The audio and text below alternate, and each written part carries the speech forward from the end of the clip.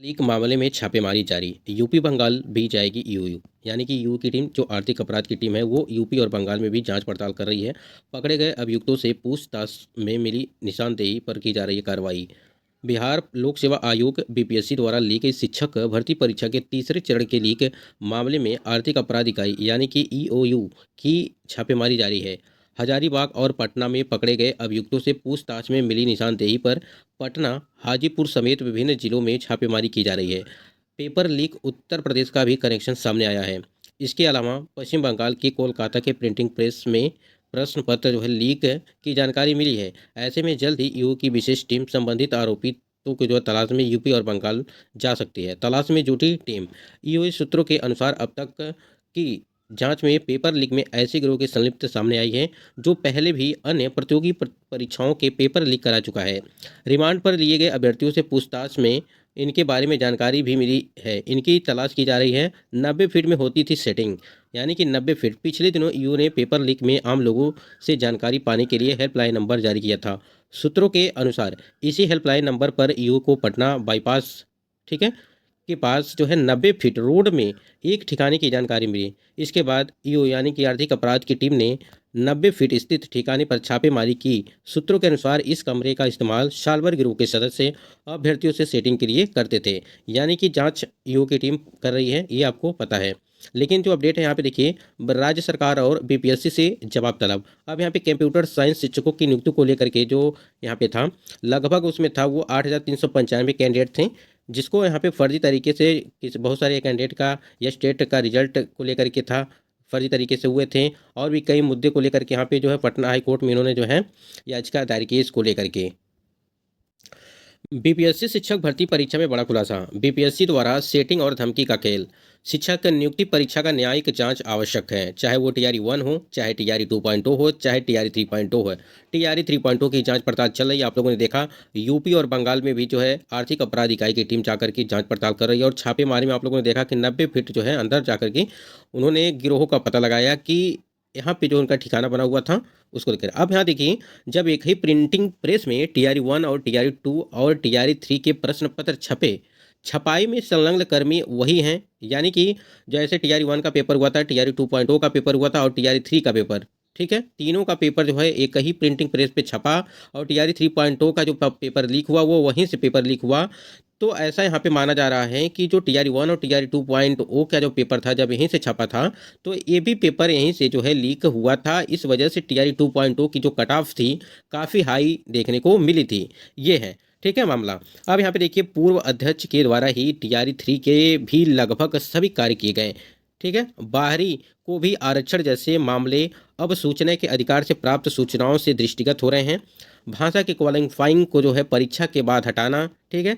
दो चीज़ें आ गई आपकी। आप सबसे पहले यहाँ पे देखिए कि लगभग सभी कार्य किए गए। बाहरी को जो है आरक्षण जैसे लाभ मिले, यानी कि जो अन्य राज्य के कर्मी हैं उनको जो है आरक्षण मिल गया, ऐसा मानना है। अब जो है सूचना के अधिकार से प्राप्त सूचनाओं से दृष्टिगत हो रहे हैं। उसके बाद दूसरे नंबर पे था कि भाषा के क्वालिफाइंग को जो है परीक्षा के बाद से हटाना।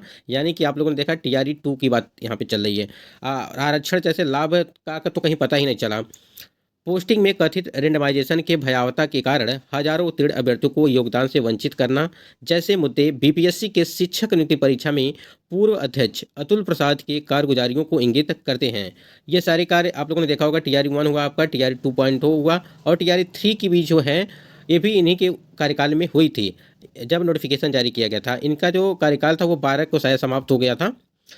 तो उसके बाद से जो है यहाँ पे उसके बाद से नए अध्यक्ष का चुनाव किया गया। मैं धन्यवाद देता हूं बिहार पुलिस के ईओ को, जिसके कारण बीपीएससी का ठोस तरल साक्ष्य बहाना नहीं चला और परीक्षा रद्द करना पड़ा। ये टीआरई 3 की बात कर रहे हैं।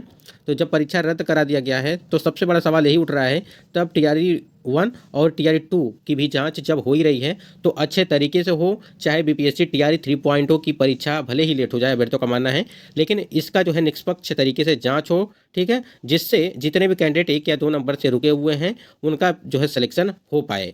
यानी कि जब अभ्यर्थी बाहर होंगे तो हो सकता है कि आपका जो है जो भी 1 या 2 नंबर से जो भी पॉइंट से कटे हुए हैं अभ्यर्थी हैं उनका जो है सिलेक्शन होने की संभावना यहाँ पे बन जाएगी। अगर जांच पड़ताल में छोटी मछलियाँ ही पकड़ी जा रही हैं तो कहीं ना कहीं आप समझ सकते हैं बड़ी मछलियों का पता आसानी से नहीं लग पाएगा।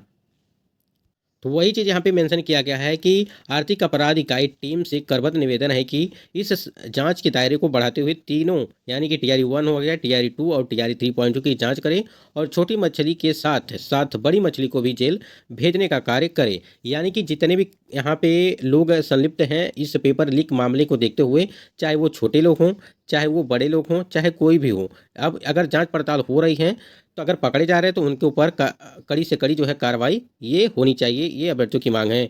ध्यान रहे कि पूर्व में भी बीपीएससी की अध्यक्षता धांधली में जेल जा चुकी हैं। ऐसे में अतुल प्रसाद की भूमिका की भी जांच की आवश्यकता है। बीपीएससी के आयोग जो पूर्व अध्यक्ष हैं अतुल प्रसाद जी के ऊपर भी जांच करवाने की मांग अभ्यर्थी जो है लगातार कर रहे हैं, क्योंकि टीआरई 1 और टीआरई 2.0 की भर्ती प्रक्रिया इन्हीं के कार्यकाल में वो सारी चीज़ें संपन्न कराई थी। देखिए, अगर कोई भी ऐसा पुख्ता सबूत मिलता है उनके खिलाफ तो कहीं ना कहीं उनके ऊपर भी जो है कार्रवाई वो जो यू की टीम आर्थिक अपराध की टीम है वो पूरी जाँच पड़ताल कर रही है, कुछ ना कुछ इसके बारे में जो है सोचेगी। यश टेट परीक्षा को लेकर के यहाँ पे बात करें, आप स्क्रीन पे देख पा रहे हैं कि यश टेट 2024 के लिए ऑनलाइन आवेदन 14 दिसंबर 2023 से लगा करके 2 जनवरी 2024 तक, फिर डमी एडमिट कार्ड भी जारी हुए। यानी कि आपको पता होगा कि 5 बार जो है डमी एडमिट कार्ड वो जारी कर चुका है। उसके बाद यहाँ पे फिर डमी एडमिट कार्ड भी जारी हुई, फिर फॉर्म भरने के लिए अंतिम डेट 1 मार्च तक विस्तार किया गया। लेकिन सवाल है कि इसका परीक्षा कब होगा। देखिए, 1 मार्च तक आपकी आपकी परीक्षा तो वैसे भी 1 मार्च से लगा करके 20 मार्च तक ये निर्धारित थी कैलेंडर के अनुसार। अगर कैलेंडर आपको आप लोगों ने देखा होगा तो आपको ज्ञात होगा। चलिए आपको दिखा देते हैं। तो आप स्क्रीन पे देख पा रहे हैं, ये आपका कैलेंडर है। माध्यमिक शिक्षक पात्रता परीक्षा यश टेट 2024 प्रथम की परीक्षा आयोजन का जो संभावित तिथियां वो 1 तारीख से लगा करके 20 तारीख तक रखी गई थी। लेकिन 5 बार डमी एडमिट कार्ड जारी होने के बाद भी जो है अभी तक जो है बीपी यहाँ पे यश टेट का एग्जाम की जो तारीखें हैं उसके बारे में कोई अता पता नहीं है। क्योंकि देखिए, चुनाव भी आ गया है। अब नहीं लगता है कि चुनाव के पहले आपकी परीक्षा करवा ली जाएगी, ऐसा जो है लग रहा है।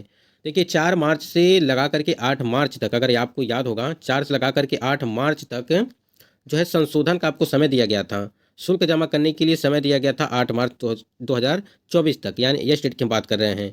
तो देखिए, अगर यहाँ पे ये मार्च तो ख़त्म हो गया, ठीक है, मार्च ख़त्म हो गया, अप्रैल स्टार्ट होने वाला आपका।